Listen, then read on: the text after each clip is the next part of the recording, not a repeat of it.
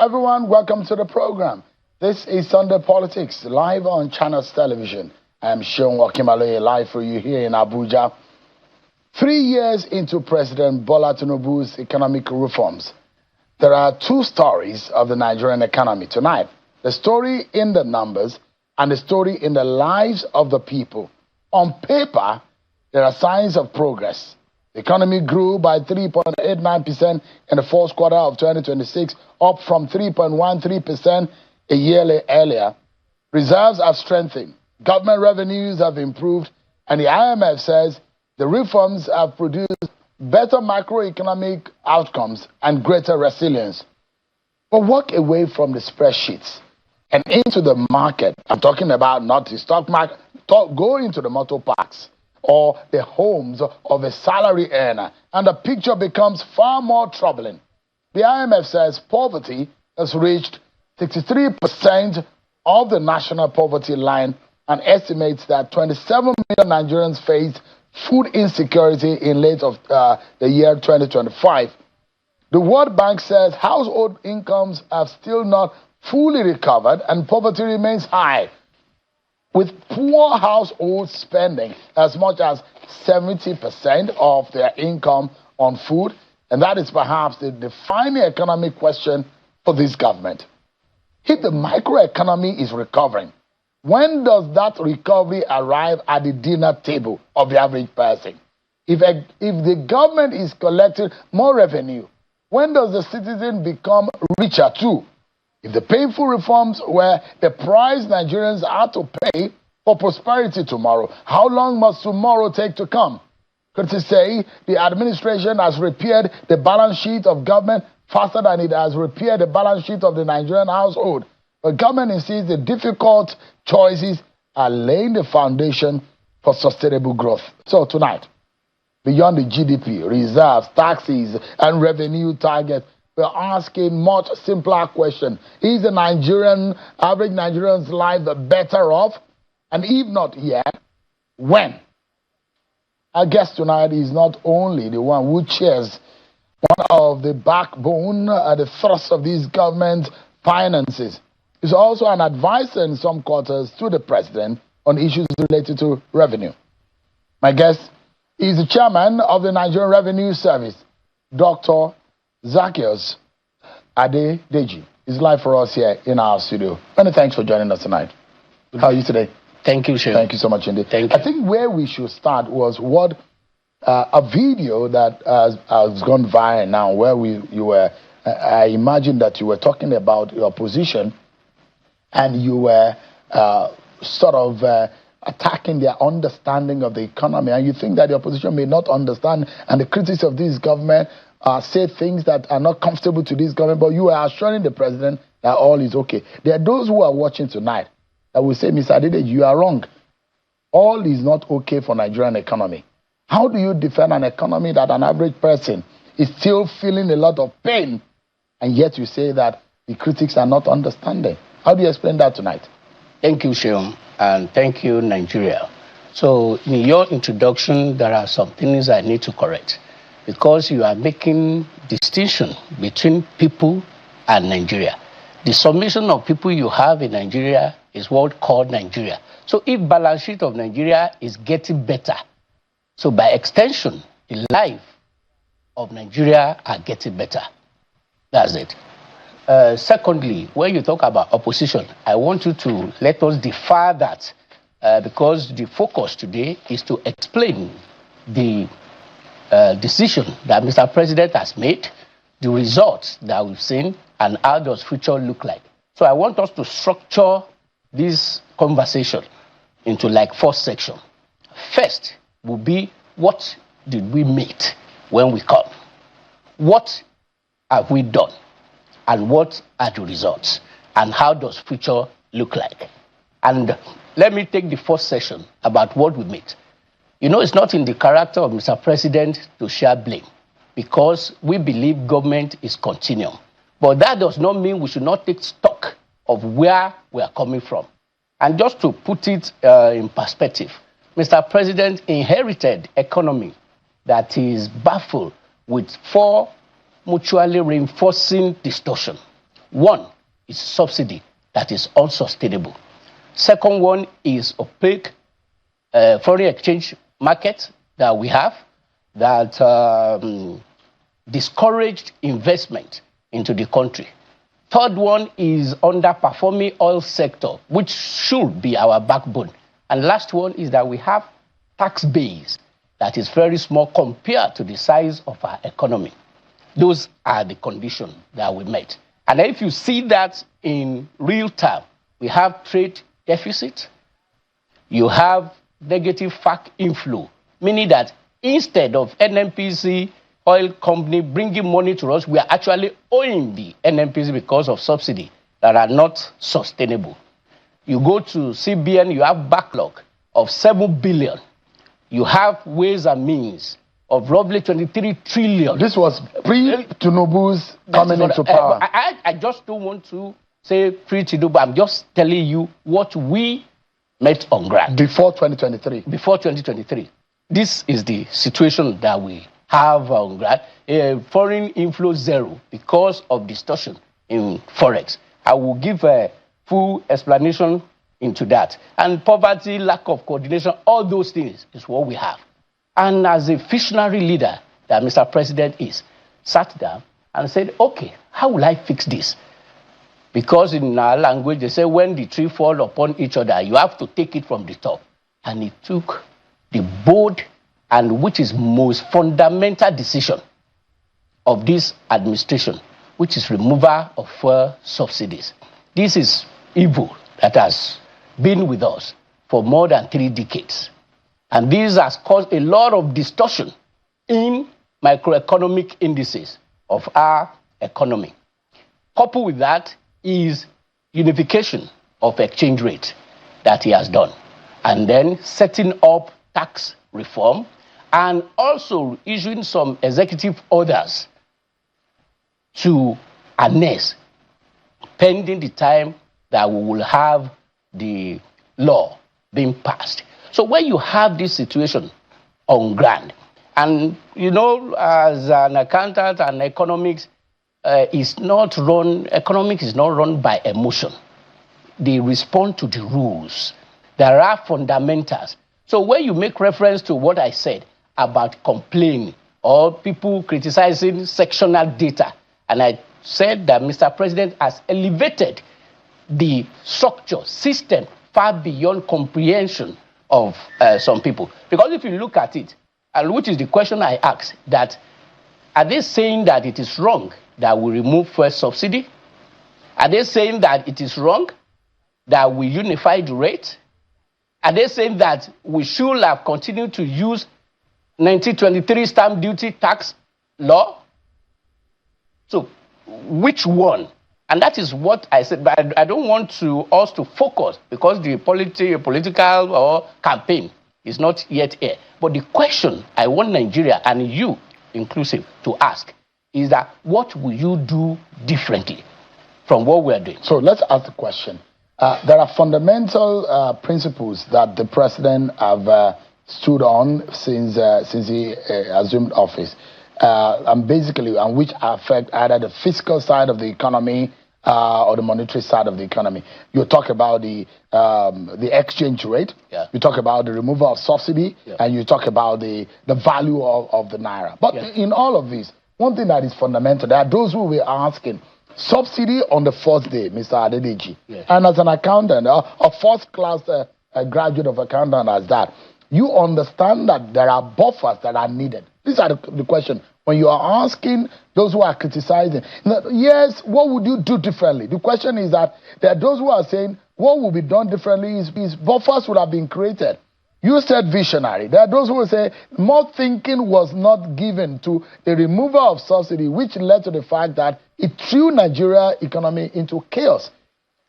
With the benefit of hindsight, do you not think that the president made an error in not creating a base, a buffer before removing subsidy? That's why we are today. No, and that is the point I made earlier. So what do you call buffer? And people need to understand where we are. Subsidy is not an income. It is like you are borrowing money to buy a product, and that product is 10 naira. You borrow money to buy it at 10 naira, and you are selling it at 3 naira. You know, it's different thing if the 10 naira you used to buy the product is your money. It's money you borrow.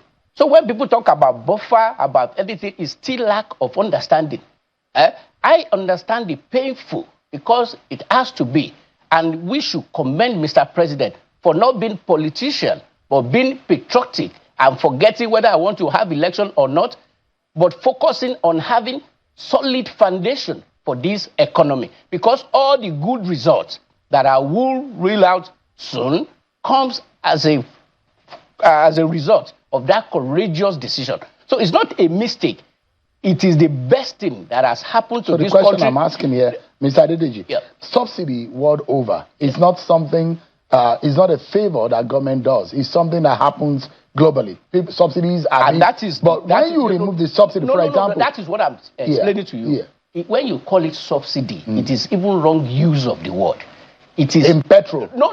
It is wrong use of... Because subsidy means that you give them. This is under recovery. It is not that you give people money. You procure a product at 10 naira and you sell it at discount. So the right word is discount. Because when you say subsidy, it presupposes... I'm coming. It presupposes that you have money that you are dishing out and you stop it. No. It is that as at that time, we are at the lowest. Actually, we've reached the bottom.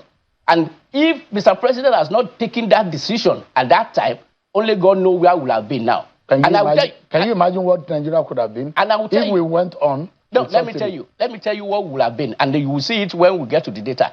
The subsidy today will have been 53 trillion if Mr. President has not removed it, given what is happening in Iran, given what is happening globally. And the total budget of Nigeria today is 63 million. Imagine that this unsubstantiated, unsustainable is now 53% of the total budget. That is roughly 76% of the Nigeria budget on subsidy alone, if Mr. President has not taken that courageous decision. So it is not what people think it is. It is people should have considered where we will have been. And I tell you the ripple effect of that. The exchange rate today will have been roughly at 3,500 if that has not been done. So then let me follow up on what you have just said.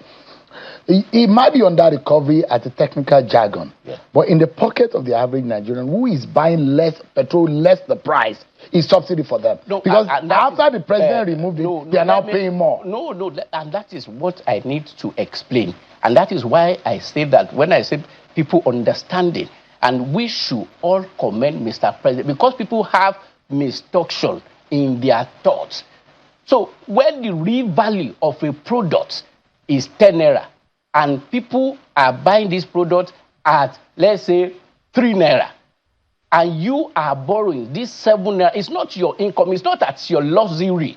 So because the impression in the mind of the people is that we have this money called subsidy somewhere, and then we just stop it, or it is what we have.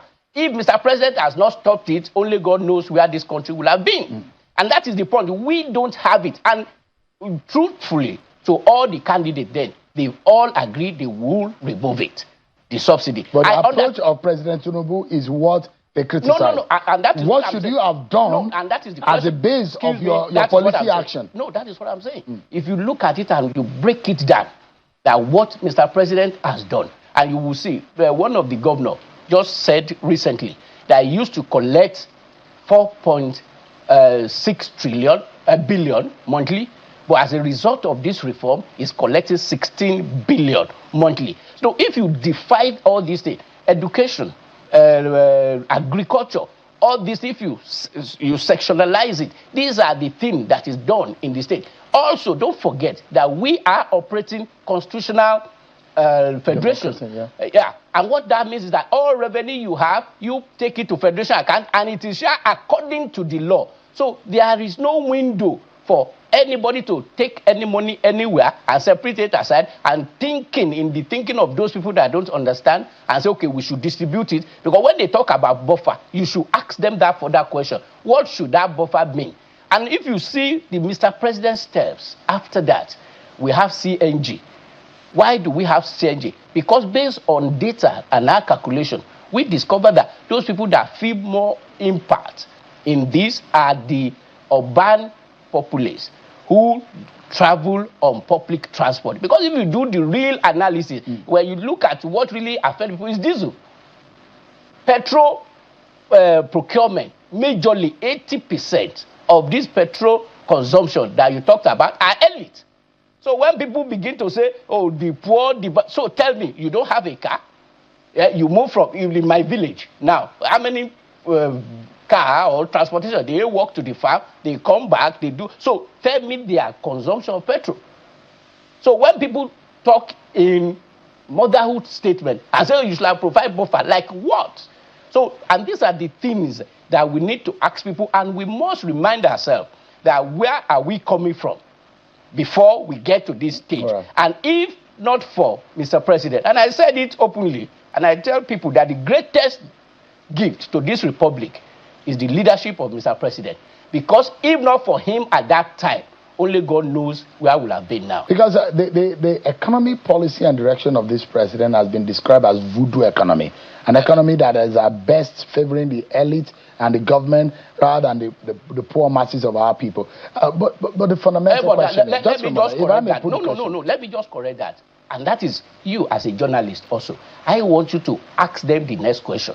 When you say voodoo, is it voodoo economy that in the history of this country, we have student loan, NEF fund, that today, whether you are from village, you are from city, you are not afraid to go to higher institution, that we've disbursed 303 billion in the last 3 years for students in higher institution. Is that voodoo economy? So how else do you want to put I'll give you the reason why it is a voodoo economy. Tell me. I mean, why critics say it's voodoo economy. And there are those who will say when the president has argued his reforms have stabilized the economy, restored investors' confidence. At best, there are those who will say it's just portfolio investment. The IMF also acknowledged that improved macroeconomic stability we have experienced. But the poverty rate by the IMF says it has reached 63%. The macroeconomic indices are looking strong. But the microeconomic indices, you as an accountant, as an economist, you understand what this means. That what concerns the average person watching us tonight is the microeconomic side of things. They are in the negative largely. 50% of all the indicators are in the negative. And I can show you the figures. Mr. Adedeji. Mr. Shehu, let me explain this. And that is why I said that I want us to educate people more. When you talk about micro or macroeconomics, now it starts from the stability of the country. Today, and you will have seen it in the corporate fund, you listen to the NGX that visited Mr. President recently, that the market capitalization from 30 trillion to 150 trillion. The owners, he said it publicly, that we've created more than 900 millionaires. So when people talk about macro, it is stages. Don't forget that we are just 3 years in this government, and we just fixed the fundamental. We now have inflow into the country. You have foreign investment, which has left us in the last decade. You've done all those things. Employment is on the rise, because if you look at the corporate earnings, it is multiplied by 6 compared to where we started from. What does that mean? It means they will recruit more, they are taking more people. So if you look at the whole economic blueprint of Mr. President, the step and stage, and that is why I highlighted it, that the first thing is to fix the fundamental. Now we fix the fundamental. You can see our foreign rating, you can see the foreign investor, and even with our own local investment. Imagine, just less than 3 years, CBN governor announced the bank recapitalization. After the whole period, 4.6 trillion were raised, and 75% of this locally. Aliko Dangote, which is private investment, without even rating, private placement of 1.2 was oversubscribed by multiplied by 4. So when you talk about how does this go to common man, when big company, big corporation are doing well, they are the one to recruit, and that is the real economy. That is the try that we're doing. Now, how do we get them ready for it? I'm coming. Okay. I'm coming. How do we get them ready for it? In the wisdom of Mr. President, that now that I'm fixing this economy, I'm making environment conducive for business. How do I get people ready for it? We have the student loan. That when people can go to school, they develop their skill. When they can read without thinking of where they will pay school fees or what they will use to eat, then they come and contribute their own quotas. Don't forget, we are just less than 3 years in this government. And I'm trying to show our viewers, this is a snapshot. And I listened to you on the inauguration or the launching of the NRS office, which I think is a fantastic idea. Abandon. And I think if a lot of the projects in this country, other than abandoning more projects, we're fixing them, will be a good idea. Congratulations to you and your team on that. And I listened to you and I thought, what a fantastic and intelligent man speaking about what has made a lot of Nigerians angry. And in a moment, I will come into you explaining what this means for the average person. Yes. So you are asking us to say, time is of the essence here. Yes. You are saying a lot of things have been done. But, Dr. Adedeji, it's an uncomfortable truth, isn't it, about the Tinubu economy. Government can point to growth, reserves increase, revenue increase, but millions of Nigerians are experiencing an entirely different economy at the market, at the petrol station, at their dinner table. At what point does a macroeconomic recovery that does not materially improve the household welfare cease to be a success story? No, that is the mistake you are making. Rome wasn't built in a day. So you're telling us we need more time? No, not only that I need more time. Just look at the data. I'm saying that, do Nigeria, is this government saying you need more time for the macro to reflect in the micro? No, it is a process. That is what I'm explaining to you. Just look at the data you put in here. Before us, May, the refining capacity of this country is 30,000 barrels per day. Through the conducive environment and the help and ingenuity of Mr. President, we are now refining 700 barrels per day. What does this mean to us? More money. Not only more money. When you talk more money, money is consequence, is employment, is stability. Now, imagine when we have the Iran war, we were protected for the better part of it. Do you remember when last you heard about Q in Nigeria? Do you remember last time people go on strike on petrol pricing?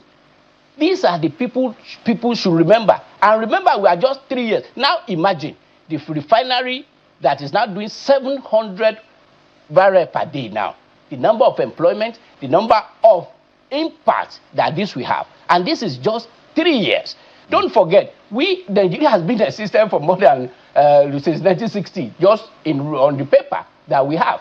In 3 years, just look at what we've done. Although, largely, the part of this has also been giving ahead for credit. No, it's not. We've given crude. No. It is nothing like credit. I'm saying this number that you're talking about. The production of our oil per day is also not the exact number that we are getting. No, it's the exact number. Because what about the Buhari government that is giving crude? No, it's another thing. It's different thing. This one we are talking about here is refining capacity. Okay. You know, before now, in this country, in the last 30 years, nobody has refined 1 million liters. In March this year, Nigeria will become net exporter of PMS product. This is adding value. This is giving. So that the same decision I'm telling you. If Mr. President has not removed subsidy, there is no way refinery will work. Because if you produce and you are not government producing, it's private, and you cannot sell it at market-driven price, how would that happen? Do you know the implication of that? And then if you look at it, which is what you see in revenue. When we came on board, 2023, the total allocation monthly is around 700 billion. Today, we are sharing 4.5 trillion. This is 530%. And people are talking about food economy. People are talking it's not reaching people. How many times have you heard now that a state governor, I was Commissioner of Finance 11 years ago, will come here and say we are looking for support to pay salary. We are looking for bailout in your hand. How many times have you heard that happening in the last 3 years? So I think what Mr. President deserves now is support, is commendation for his courageous decision to be a statesman and not a politician. And that is when it is time for politics, and I give it to you also, that you will help us ask anybody that said is coming. Just ask them, what will you do differently? It's not about saying buffer. So buffer as what? We are federation people, there are laws. So are we going to, what do they expect us to actually do? I'm concerned about the average person here, and I'll keep asking the question. Just a moment. You mentioned how much our revenue, and I mean, applause to customs, applause to NRS that have increased incredibly. Look at our revenue from NRS, for example, 12.3 trillion as at the baseline in 2023 of May of 2023. Look at what we are looking at. We're talking about 28.3 trillion in 2025. 27 and we're seeing the media 2026. We're talking about 27. That means you have achieved what you achieved in 2025. By the mid of 2026, it means that we could eat about 35 trillion. Actually, our target is 40 trillion now. I mean, there's a lot of effort in the revenue side. But this is a big question about revenue, Mr. Adedeji. Government revenue is improving. But can you explain why a government collecting substantially more money has not yet produced a proportionate improvement in the economic condition of the people paying into that system? It means government is getting richer. The people are getting poorer. No, that is wrong. No, the poverty rate has shown that under President Tinubu, more people are now poor. No, that's. Are you disagreeing with the figures? Honestly, I'm disagreeing with you. No, let me explain. That's what they say. No, I'm explaining, and that is what I'm telling you. I just go back to the data that I just gave you, where you say people are getting poorer. The market capitalization is 30 trillion. Today is 150 trillion. What does that mean? Shareholders, the common shareholder. These are the company listed in stock exchange, and they are getting richer. We've created more than 900 millionaire based on this, and that is the question. I don't want us to based on motherhood statement. A common man, average man. No, and I know, excuse me. No, I'm just figures that are standard. Excuse me. The IMF, just a moment, sir. IMF says 63% in Nigeria using the national poverty line have been drawn into poverty. It's also estimated that 27 million Nigerians face food insecurity by 2025. It means that more people have been poor. But that statistics under President Bola Tinubu. That is what I'm saying, that if you remember where we are coming from, if we've not done what we're supposed to do, possibly double of that population will have gone to poverty. And I'm telling you that progress is what we should measure. Where are we coming from? And that is the question, the point I'm making. And these are the data. I'm telling you that now state governments are not coming here to borrow or to look for salary support. And the civil servants in the states are not common men that are being well paid now. Are they not common men? Those that work in those corporate things that they pay capital for, are they not Nigeria? Are they not common man? And that is the question I'm making, the point I'm making to you. When you say common man, say, don't let us focus on this motherhood statement. Let people come based on verifiable data that we have, that you see. And I tell you, before now, nobody talks about student loan. These are common man. You know, the rich people will not go for that loan. And I've told you, based on the last check now, more than 1 million students in 300 higher institutions have been, we've disbursed more than 303 billion to them in the last 3 years. This has never been in existence. So we have credit card for civil servants that they can acquire car, house. Today, credit card, it has never happened before this administration. We established credit card to advance credit to civil service, who else are the common man that we're talking? And then when people campaign, look at this now. Official exchange rate, when we are here, which you have huge gap. And then let me explain what is the implication of this. When you have exchange rate at 463 and the official rate is roughly at 1.2, you have zero capital importation. Why? Because when you bring in your $1, it is exchanged at official rate at 700, but the real rate is 1.5. Everybody will go to unofficial channel, and that is why you don't see any development prior to when Mr. President direct that we should have that rate unification.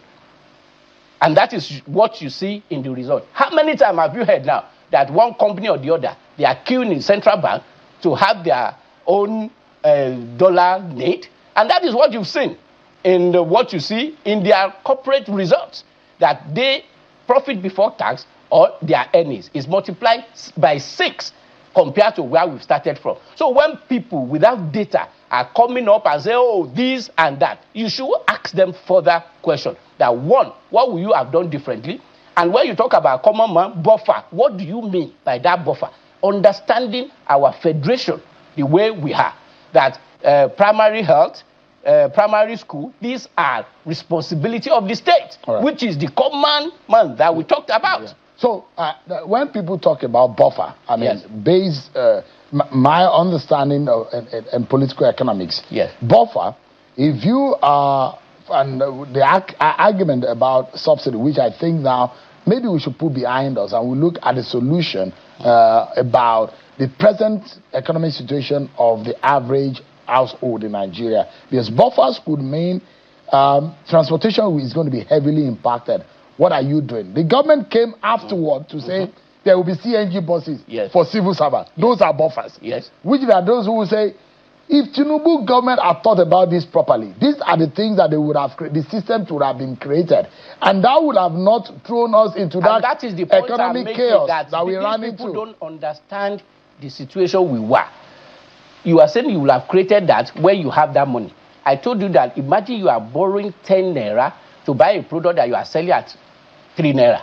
So we didn't have that money. You don't have it. As at that time, actually, I told you that NNPC had negative FAC. What that means is that the federation is actually owing NNPC. What is the status of NNPC now? No, but because we've done that thing, it's part of what we've done, even more than the fact that they are paying their taxes and royalty. Mr. President issued EO9 order that even the frontier exploration should be paid directly to federation account. And I don't know whether you read something recently. They said, oh, movement of money and everything. Possibly those guys is part of what we are saying, because people are still living in the past.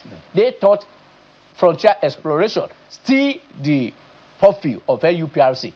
They didn't know that Mr. President had issued Order 9 that directed frontier exploration to be paid directly into federation account. That is what they say. They say, okay, we've moved money. We are not doing anything illegal.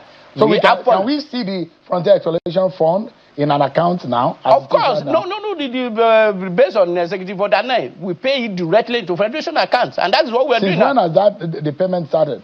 No, like 3-4 months ago. That is when Mr. President Charles... so he has a consolidation account for the frontier exploration? Of course. All right. I'm going to go on a break, Dr. Adedeji. But when we come back, on the program, still ahead, government says the numbers are getting better. More revenue, stronger reserves, economic growth and reforms beginning to take hold. But for millions of Nigerians, those of you who are watching, wherever you may be across this country, the question is painfully simple. If the economy is recovering, why doesn't my pocket feel it? Food, rent, transport, electricity, the bills that keep coming. So after the break, we put the numbers against the Nigerian reality. And Dr. Zacch Adedeji is one of those who are in the know. He's the chairman of the Nigerian Revenue Service, and he's here for us. Where is the dividend of the reform of Bola Tinubu government? The president says, hold me accountable. If I don't fix it, blame me. And when does the economy recovery finally reach the dinner table? Stay with us. We'll be right back, everyone.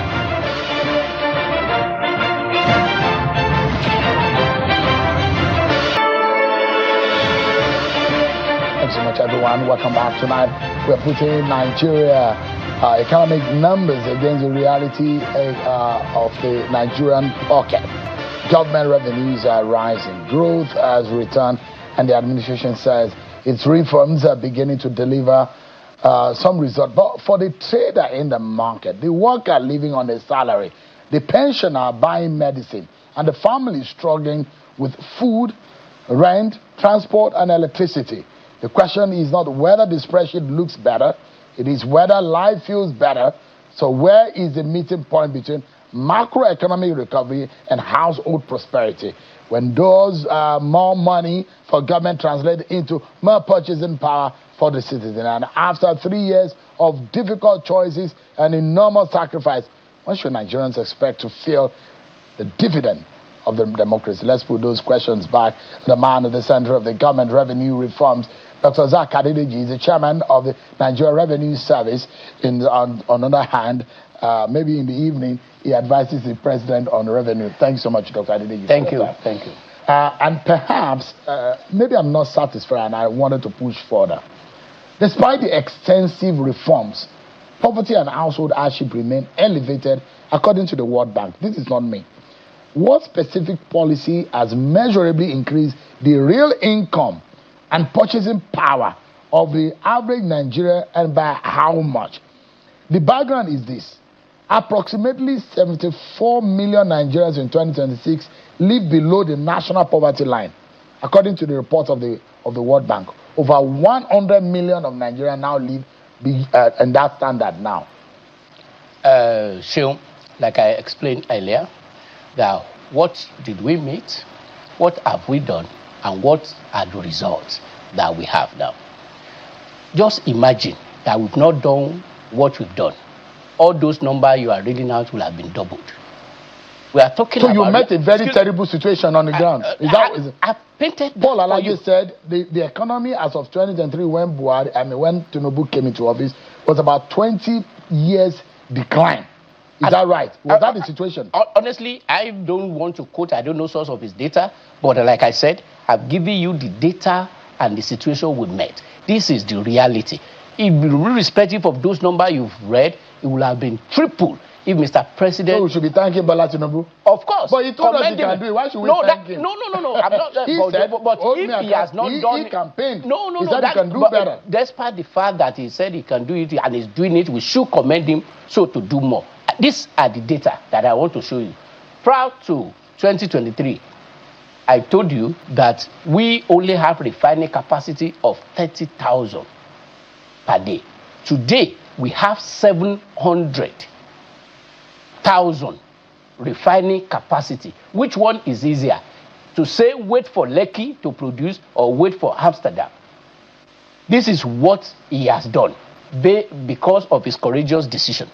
Imagine the revenue level that we were then, 12 trillion.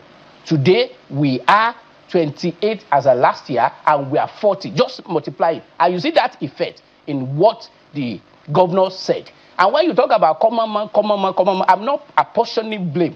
But who are the closer to this so-called common man? These are state governments, and we are giving more to them. And you will know, tell me, in the last 3 years, where you've heard that a state government or a worker in the state have gone on strike. And you know, I have been a commissioner of finance before. When you pay salary in the state, all the marketers, all the traders, this is where they get their own. We've consistently made that available because of that. So if that is not helping the common man, what else is helping the common man? Go to the next one. Before in May 2023, the just marginal... Just go back. Marginal is our trade export. Today, from 44 billion, now we are exporting 7.5 trillion. How and why is this? I told you in March alone that we become net exporter of PMS in this country. Net exporter. This is what has not happened in 4 decades. Not only that, Dangote Refinery is the #1 supplier of aviation fuel to the whole of Europe, surpassing the United States of America just in 3 years. If you go down the capital importation, I told you, just Shell alone, just because of Mr. President's executive order and his targeted incentive are bringing in more than 20 billion as inflow. This has not happened in the last decade. Don't forget, we are just 3 years. Look at the solid mineral. Look at, I explained this before to you, that the whole share index is 55,000. Now we are 250,000 points. This is creating wealth for so-called and for all the common man, all the share holders you have. You look at the minimum wage. At 30, in 3 years, we double it. And not only that, Mr. President give directive that instead of waiting for 5 years, don't do that. Do it in 3 years. So if these are not helping the common man, what do you call helping the common man? If you look at the inflation, when we come, look at the GDP, look at the official exchange rate, look at external reserve. It is all an Kumba, cannot even import 2 months. Today, 51, highest in 70 years. This can take 10 months import for Nigeria because Mr. President has made it possible for us to refine those things that take our importation, which is a PMS importation, is no more there because we have the refinery working now. This can take 10 months import. And if you look at standard, it's only 3 years. Even the World Bank, that you must have foreign reserve that can take you for the next 3 months. Now we are having 10 years. So if that is not stability, what do you call that? Look at the debt. And even if you look at the real debt that people talks about, if you do it in dollar term, we are actually less. Because remember that we inherited 23 trillion ways and means. We've not printed 1 naira. We are even paying down on those things. So if those things are not helping or stabilizing the economy, and I told you, look at all the businesses in Nigeria, MTN, Dangote, Sibua, all these ones, because of conducive environment, their earnings has been multiplied by 6. Yeah. Let me jump So when you now talk about how do common man who works in Dangote, who do they not have family? They don't have driver. So when they have money and they are paid. So when people come and say common man, where do you put the common man other than what Mr. President has done? Does this government, when the IMF and the World Bank figures does not favor you, you people don't recognize them? Well, only you recognize them only when it favors you. Let me explain. And that I'm an accountant, and I can tell you, figure. Without data, you can't do your work. And that is the point. So when you talk about figure, I just explained something to you now. So when they are talking about 60 or 100 or whatever, it is a figure at a time. And I'm telling you, if Mr. President has not done what he has done. So you acknowledge that more people are poor? No, I'm not acknowledging that more people are poor. I'm telling you that more people will have been poorer. But the World Bank says more people are poor. Honestly, I don't know this. The Tinubu government has impoverished more people. But you can know that is not correct. And why it's not correct is that, is it the one that has doubled the salary and make them poorer? Is it the one that has made all the company making more money and they are paying salary to their people more poorer?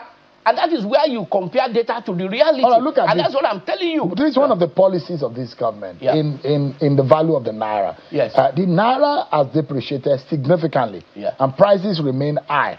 That's one of the things that we headline inflation. In fact, food inflation is even worse in the last. Just for a moment, sir. What is the administration's concrete plan to restore purchasing power, but not merely stabilize the exchange rate? Because look at what happened. The background is this. In 2016, under Buhari, the exchange rate was 360 averagely to the dollar. And it was very stable. Under Jonathan, it was about 190 naira to the dollar, to a dollar averagely, and it was stable. Currently, it is 1,350 naira averagely to the dollar. What does that mean to you? And that is does that mean anything? It makes a lot to me because that is lack of understanding. We didn't devalue naira. It is not naira devaluation. We did not devalue. So when people talk about devaluation, it means you are exporting, you are doing this thing. When you are talking about naira was not having its true value, and that is the net stocks you see. That is why you don't see any importation, because people outside know the real value of naira. So you manually holding dollar to naira at 360 or 340 will not bring anything, because economics, like I told you, it is principle.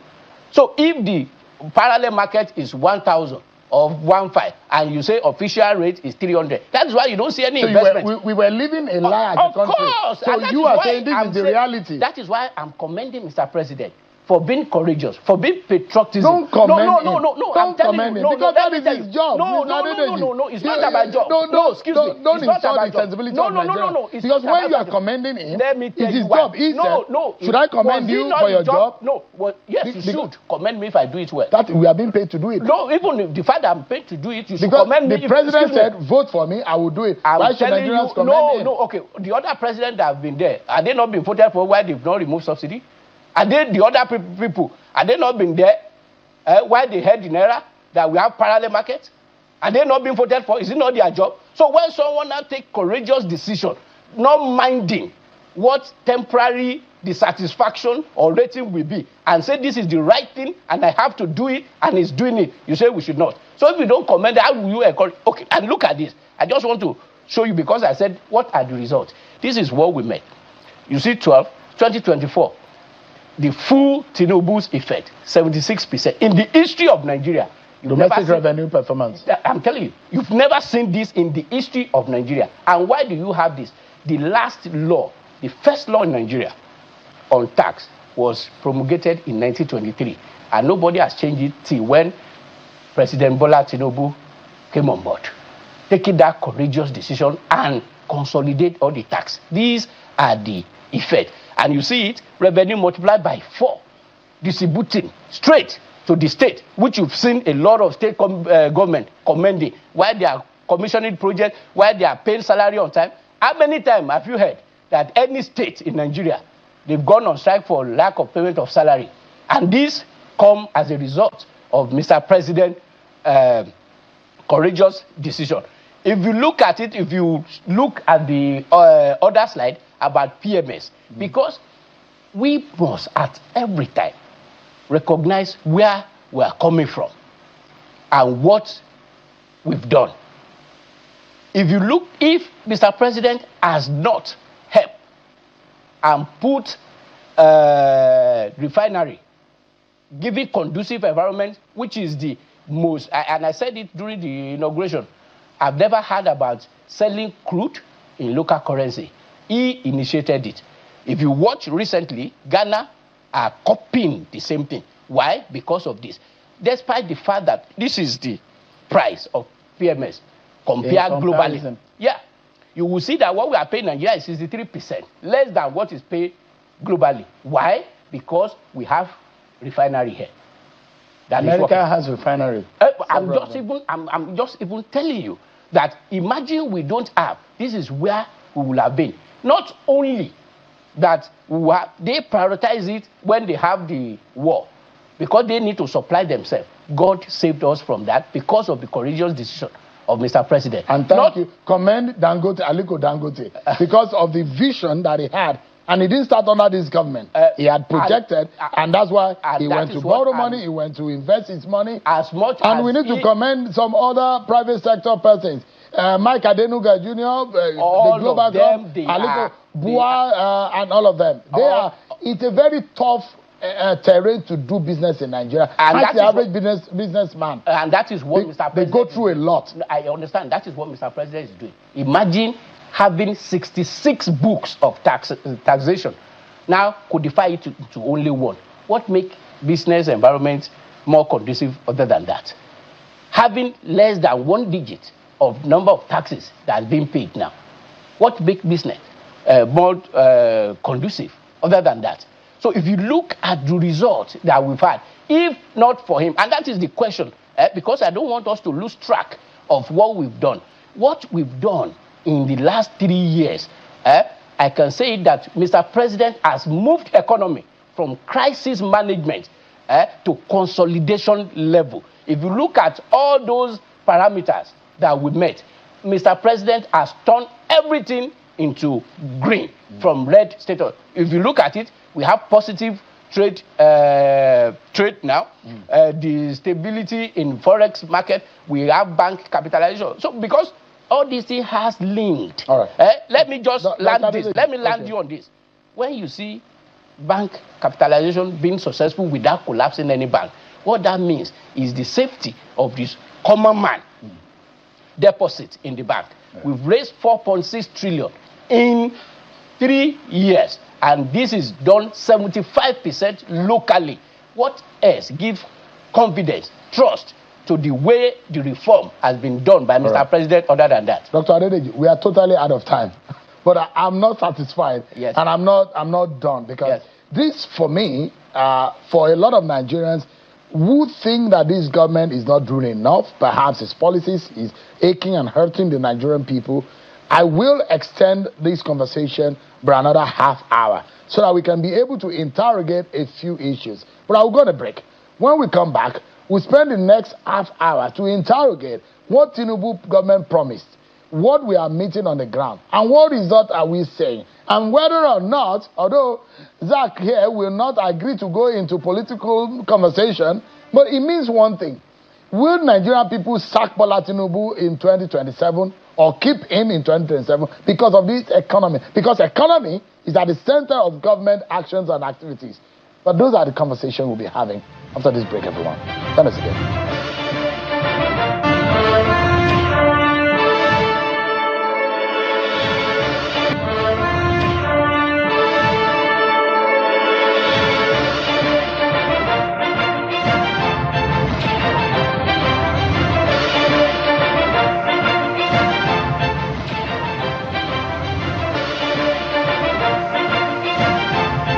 Thank you so much, everyone, for staying with us.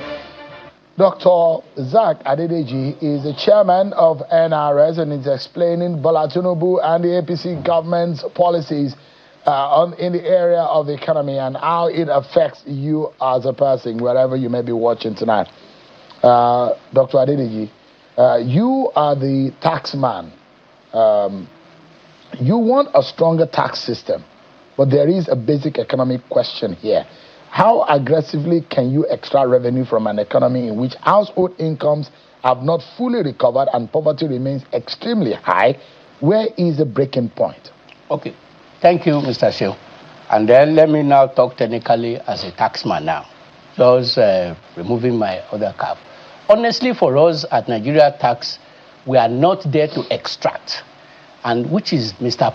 President policy. Honestly, our focus is not revenue. If you remember Mr. President cliche, that I am to tax prosperity, I don't want to tax poverty. I'm to tax the fruit, not the seed, and I'm to tax the return, not investment. So for us, it's not extracting. We are not there to extract. And that is why Mr. President is creating conducive economic environment. When business does well, the Nigeria revenue will do well. So we are not there to extract. That is not our focus. And that is why you see more of my job as chief tax officer is to make sure that businesses are doing well. Because if you make 100 naira, I will take 30 naira.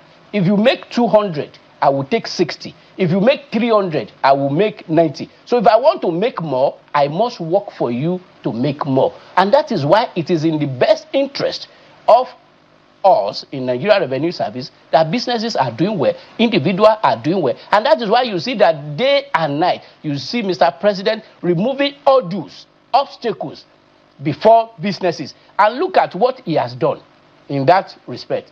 If you see Electricity Act, Mr. President signed it to law and allowed states to generate, distribute, transmit and distribute, devolve it into it. The same thing for more allocation going to state, because it is the responsibility of all of us. And if you talk about real poverty reduction, honestly, it resides more with the state. Why? Because they are closer to the people. When you talk about primary education, because the one strong thing is you can use to take people out of poverty is education, which starts from whether kindergarten, primary school, secondary school. These are responsibility of state government. So more of this is the state. Where it concerns federal government, which we involve, it's NEFON that you see us put in place, is credit core that you see us put in place. Because if people can take benefit of what they have. So for us in Nigeria Revenue Service, it's not about extracting. It's about making country prosperous, because it is in country prosperity Is the fear that poor people may be paying more? No, that is not us. Do you have assurance that? No, I'm more than assurance. More Because people Mr. President has said it publicly. We are not here to tax poverty. We are here to tax prosperity. That is why our duty is to make sure people prosper. Yeah. That is our responsibility. Dr. Adedeji, why your critics will say that it's a voodoo economy is that Yes. you're talking about more revenue. But there is low capital releases. Yes. 2024 elements of 2024-2025 budget is still existing in 2026. And there is low performance, and you see 70% of the 2025 budget is being carried over because of the issue that the lawmakers are complaining of releases.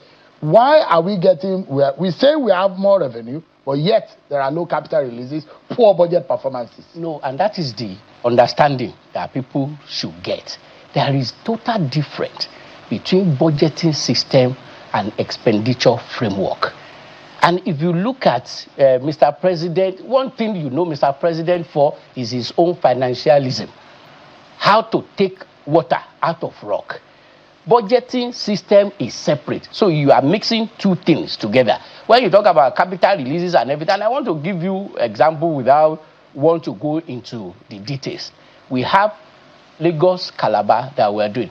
Did you hear that the fund were not released? Sokoto Badagry. Did you hear?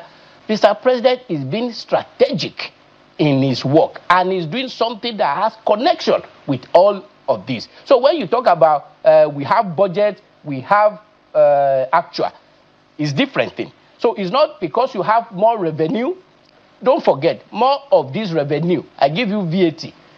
90% of VAT goes to state. So the VAT that what we presented is federation revenue, not federal government revenue, because I am Nigeria Revenue Service. And I'm bothered. So, the simple terms is I'm bothered. People who have worked for federal government are complaining that they've not been paid. No. And that is what I'm telling you, that financing is different from funding. They are two different things. And that is another... Make us understand. Okay. Because let me explain. And you heard the Minister of Health say that only 30 million or thereabout. Let me explain it to you. And that is the point I'm making. For example, Lagos Calabar is there in the budget, but the funding structure is that you pay part, the contractor looks for the rest. And because the economy is viable, for the first time in the history of this country, people are oversubscribing to fund these legacy projects. The same thing for airports. And so most of this thing is not what I will talk publicly, because in our language, once an elder used to chop his own pap, he does not get it exposed. These are the secrets that we used to run. So Tinubu have secret I won't say financing? Secret. No, that is our strength. That is why you see everything running without people saying this and that. I understand your point about budgeting and everything, and we are fixing that. If you listen to Mr. President's budget speech this year, he said, I'm not going to allow rolling budget because we are making reform in that area. It's been a disastrous run for this government. 2024 in budgeting. And that is what I'm saying, that we are... Has this government realized that you have a problem in budgeting? No, I won't say it's a budgeting process. It's a structural problem, which Mr. President read out that he will not entertain rolling the budget over. So financing, funding, they are different cup of tea, and I would not reveal the way we run the system that is making us doing well. It's giving a lot of Nigerian concern. No, they should not have any concern. People think that some of your economists don't know what they are doing, because the manner in which the thing is going is really very confusing. No, it should not confuse. Lopsided. Let me tell you, no, it's not lopsided. Let me also explain to you, and this is what people should understand. Governance is a real serious something. It's not a part-time job. It is a technical job. Governance is not run on emotion. It's run on principle. It's run on process and procedure that we have. So don't be confused. So give us an idea. Where is all of this money going? More revenue. Give us a summary. Where are these monies going? No, okay, we say where are the bulk of your money? You should be able to explain to us. Give us an idea. No. And that's more revenue, where are they going to? That is what have you ever seen Lagos Badagry before? Before now? Tell me any project in Nigeria that have been done by. Have you seen Sokoto Badagry before?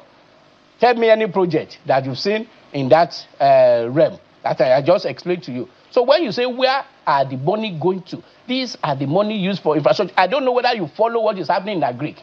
Now, that Mr. President focuses on it now to do it in a mechanized way. If you know what is happening in Bank of Agric, the same thing, what they are doing in Bank of Industry. So when you ask for where the increased revenue is going into a structure reproductive activities of government. Give us an understanding on the issue of electricity, and you know what that means with production. Yes. And largely, part of our problem is our incapacity to produce what we consume. Yes. And electricity is at the center of industrialization and productivity. And the president has said it clearly. If I cannot give you a stable power supply, do not vote in. And there are people who will say, well, it's a very good one. We hold you by it. You don't deserve to come back because you have not given us electricity. No, and that is what I'm saying, that how does future look like, which is our last part. Very bright. Now, fundamentals have been fixed. The laws have been passed. You have, like I explained to you, the law is passed that states can generate, transmit, and distribute. A lot of incentives has been given in that direction. Now that fundamentals have been fixed, now you will see improved work going on in electricity, because Mr. President also recognizes that having electricity is key. And you see what he has just done, task force we're headed by my mom, Mr. Lanry. We have the new minister also there. You have SA there. And Mr. President also focused on bringing his vision into play. But except we correct all those prior distortions, nobody will come and invest in electricity. Now that we have taken off, because you asked the question about, okay, what should people think of? It's like you are going to America. You're on your American airline, or you are going to London through BA. When you are taking off, it's a lot of bumpy. But now we are cruising stage now. So what we need now is consolidation, which is what we are focusing on now. So in the next 3 to 4 years, 5 years that we have now, is to consolidate. You don't have any 3 to 5 years. You only have few months. No. I'm just explaining to you because you asked me, and I'm telling you. No, because you are assuming that you might get into power, you might be re-elected. This government does not have 3 to 4 years. No. This government has only few months. Because by May next year, the expiration of this government, it's depending on Nigeria whether to renew the mandate that the president is standing on. Let me explain to you. And then we are man of science and data. With what I've explained to you, with what I've done and what you know, tell me what you think. Why Nigeria will not vote for us? And I'm explaining, excuse me, Mr. Shehu. And empirical formula, I'm not a politician that way. How many governors do we have before? How many do we have now? So do you think they don't know what they are doing? I just show you data. And these are the people that they have record. They know. They see the president. They know what we have. They see data. So do you want to send us back? Or now that we've taken those painful decisions, are you waiting for another reset? Or these people that you listen to them? Show me anyone with any blueprint. Apart from commenting on what we said or what we don't say. That's what he would do. Tell me on the subsidy. What has he told you? No. Tell said he can do better. And tell me what. It's not by saying they can do better. I've shown you data. I show you where we met it, where we've taken it to. Tell me what they said. Are you saying Bola Tinubu is the best thing that Nigerian could get? As at today, by special grace of God, is the best. And I'm saying it is the best gift to this republic. I work with him day and night. I've never seen anybody that have Nigeria in his mind like him. And with the solution that he's bringing, I don't know.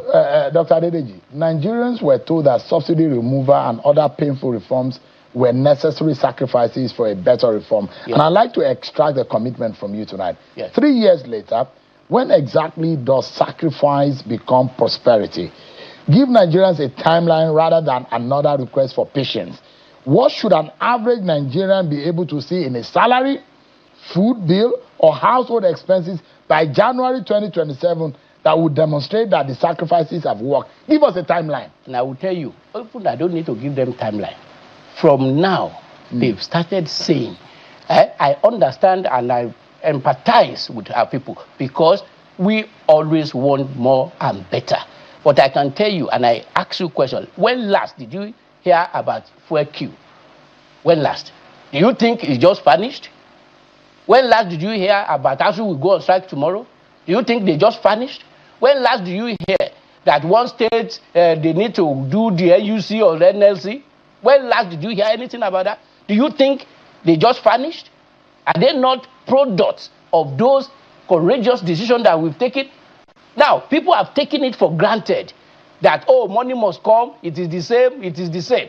It has never been like that. So you think the painful period is over? Of course, that is what I'm saying. That we've moved from crisis management in our economy to consolidation stage. And that is why it is not time to try something else or want to do another reset. We just need to consolidate on what we have. Just, for example, the new tax law, this is like 8 months of implementing it. You now want to change that? Is it the security exchange law that we put, that the next thing for us now is now to deepen it and bringing in both big corporate and also government enterprise into Nigeria stock market, that the wealth can be distributed to all Nigeria? Is it now that credit core has come to stay, that they've moved from salary rent and they now want to move into having house and cars? Is that when you want to stop it? Or when net fund is now stabilized, that the first set of our people in the next 1 year, they will graduate and they will be the product of net fund? Is that when you want to stop it? No, tell me. Does this government care about the pensioners? Of course. Have you tell me one last time you've heard anything about that, whether in Pitad or Pencon? Tell me one time in the last 6 months or 1 year you've heard their pensioners want to go on strike? Or is it the recently announced security salary Mr. President has just approved? So when you have all these things at the cruising, when we should not lose our bet, and they now started serving us food, and the plain example I've given you, you remember when you are taking off, you are saying tighten your bet and everything. Now they say lose your bet. The food is about to be served. Is that where you now say let's go and take off again? So now we are the cruising attitude. The request is consolidation. So you are saying that Tinubu needs 4 more years? Not only need that's what you are. We have to do these 4 more years. So if Tinubu is not voted again, what will happen? No. Nigeria are so wise. Nigeria are so considerate. Nigeria don't pay evil. Don't pay good with evil. It's not about if it will not. Will. So look at what we've done. We've worked our life out. You've not been able to fix the refineries, Dr. Adedeji. No, and that's what the government refinery? No, for us, honestly, it matters.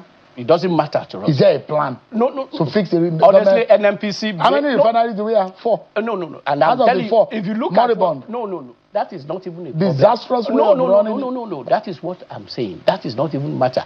I told you today through Mr. President initiative of Naira for crude supporting refinery, we have 700 barrel refinery per day. That one is like 23% above what we did in Nigeria.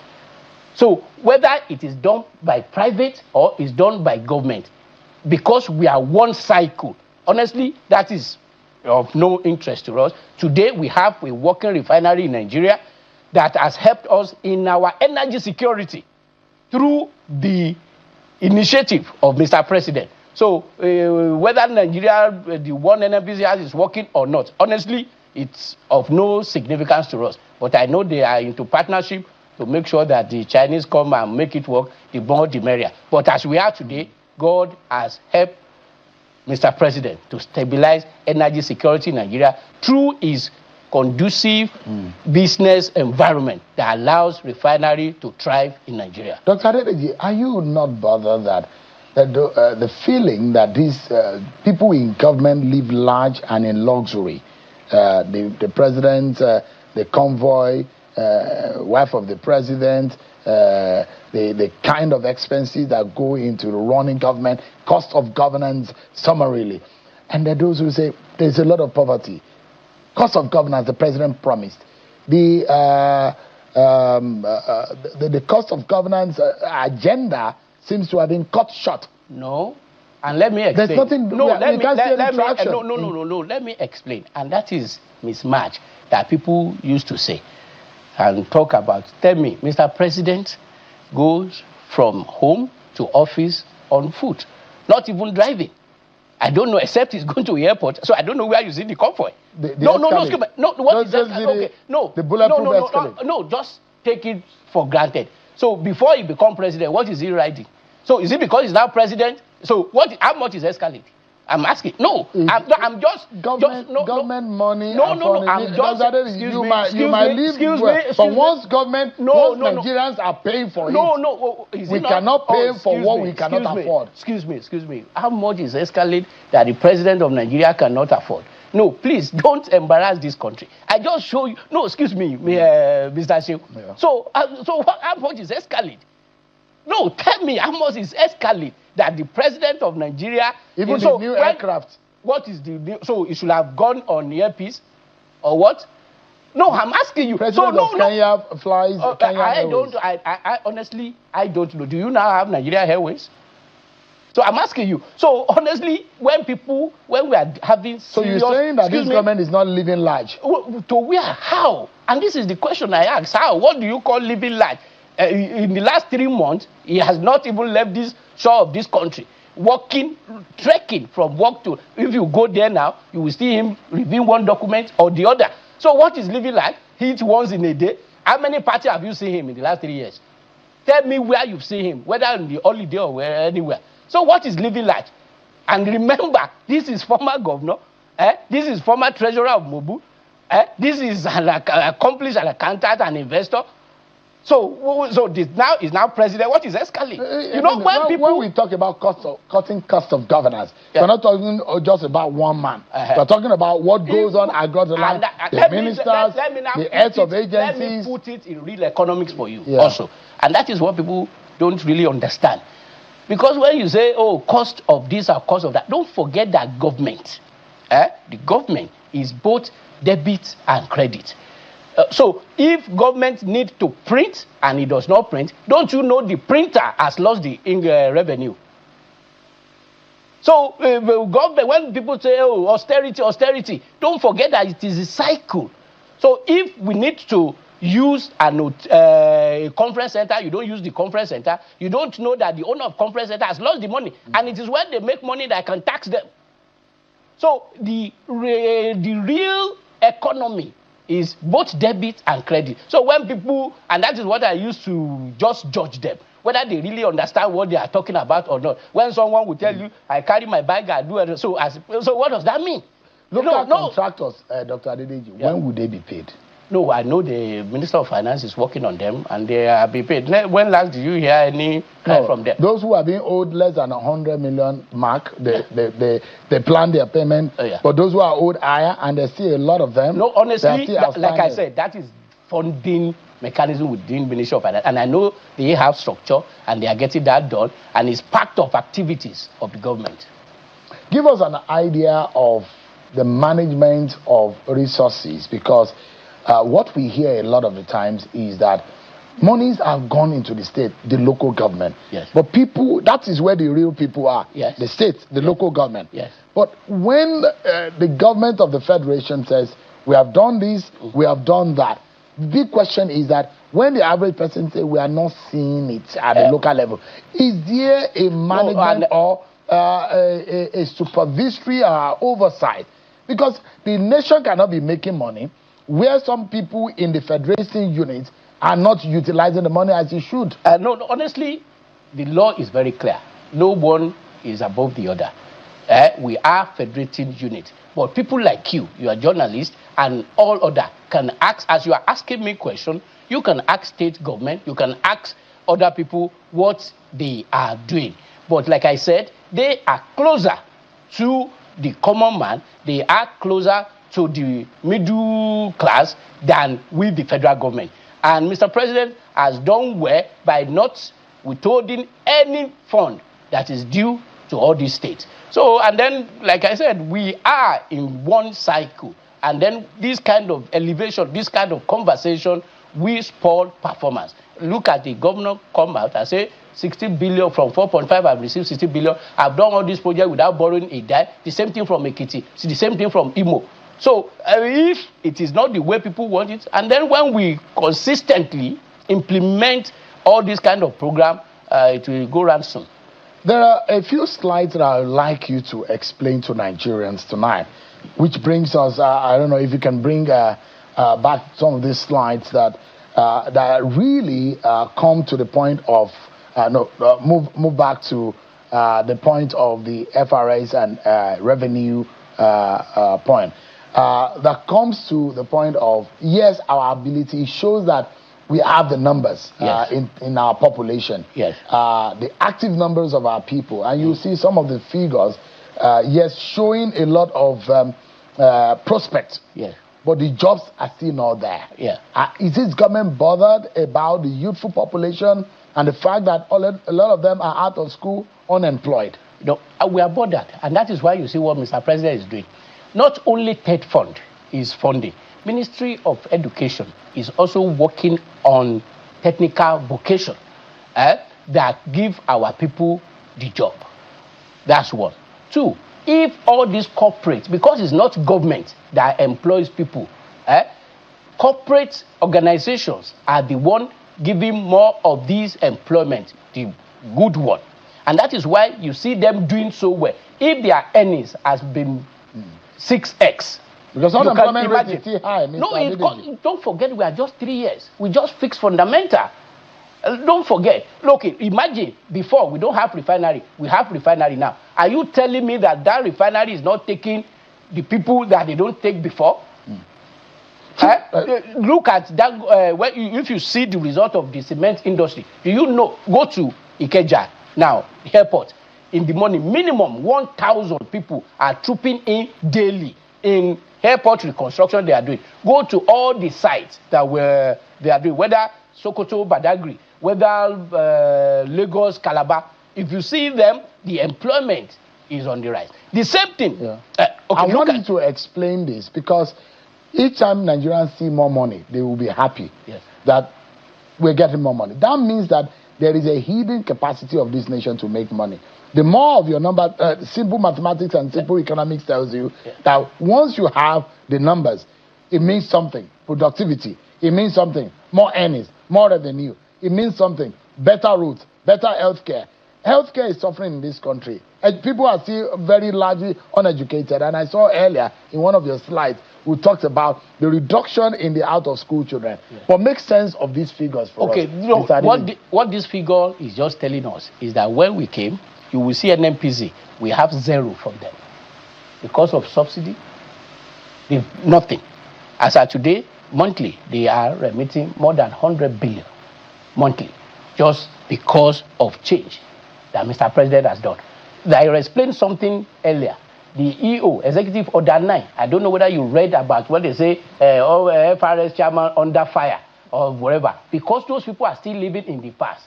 They've not read Executive Order 9 that has transferred the collection of those frontier exploration to NRS. They are still living in the past. That is why you see they move money illegally.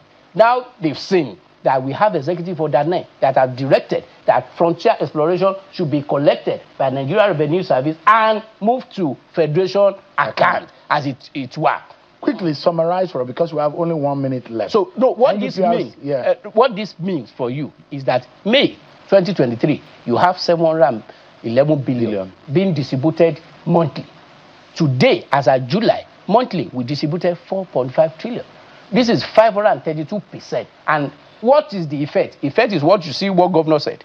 Effect is that we don't have strike again. That worker in one state has not been paid. Effect is that you see governor going to all the VP, going to all the state commissioning projects. That is Dr. Adedeji, we need to close in 30 seconds. And I don't know how fast you can get this done for me. Let's make this very simple for our viewers now who are watching us. Wherever they may be, if it's in Utupo or they're watching in Ogbomoso or whatever part of the country. By election day, Dr. Adedeji, yes, what 3 things should have changed in the pocket of the average viewer watching me tonight and their household before you would ask him to say President Tinubu's economic reforms have worked? What 3 things? No, in 30 seconds. Not 3 things that will have changed. You ask me what 3 things has changed. One is that they have energy security now in this country. No more queue. Now is that they have their kid in their village and everything can go to university now, whether they have money or they don't have money. Another thing is there is peace and security now because the real architecture and the hope is on high for them that when they do well, they have cooperation that will take care of them. Now we are out of crisis, we are at consolidation, and we are now on the cruise moment. Thank you so much. But before we go, a lot of people are asking me, civil servants are already asking me, once you mention credit card, and I think that the MD of credit card needs to come. Show up the snapshot. A lot of people don't know how this works, and maybe there needs to be an explanation on how it works. This is what credit card may have released, how you can get 1-digit credit to be able to purchase television, cars, house rent, and the rest of it. But I guess the DG of credit card needs to come and make that explanation at some point. But Dr. Zacch Adedeji, it's a lot of effort in explaining some of these economic issues. But thank you so much indeed for coming. For our nation, we need explanation for the people to be able to understand what government is doing. And when they are not doing enough, we hold them accountable. But that's our show for tonight, everyone. And thanks for watching. I'm Sean Kimale. God bless Nigeria.